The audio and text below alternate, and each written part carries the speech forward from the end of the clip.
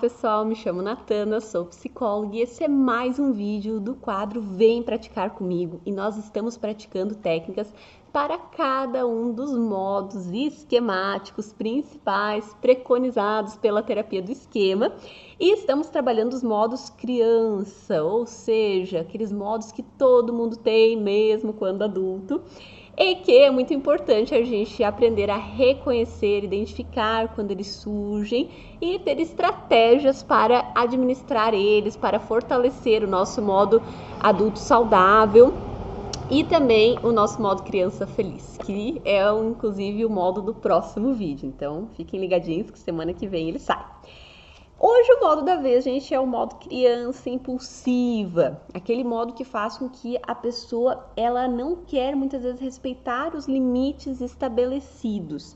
Ela acaba sendo muito insistente em fazer o que ela acredita que são os direitos dela e muitas vezes desconsidera os direitos dos outros, esse equilíbrio entre deveres e direitos. Então, é muito fácil, às vezes, a gente ir para esse tipo de modo, porque nem sempre é fácil ter essa consciência do que são os nossos direitos e deveres versus o dos outros, essa linha limítrofe, que não, quando a gente exerce os nossos direitos, que eles não acabem inferindo os direitos dos outros.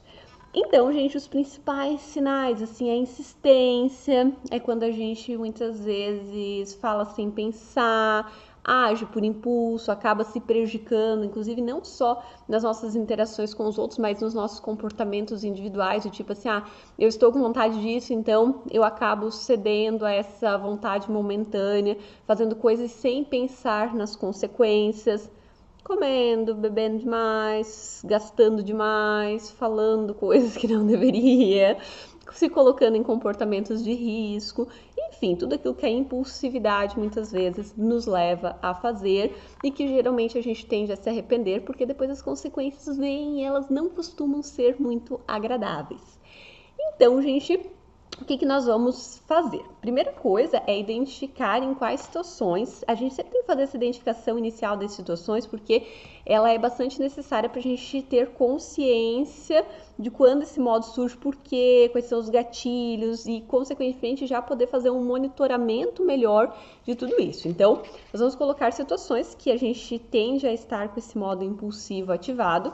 No meu caso, por exemplo, eu sei que é falando. Quando às vezes eu estou conversando com alguém sobre alguns assuntos mais delicados, que eu tenho algumas opiniões mais fortes, eu acabo tendo esse modo impulsivo muitas vezes. Eu preciso cuidar principalmente em relações em que eu tenho muita intimidade com a pessoa.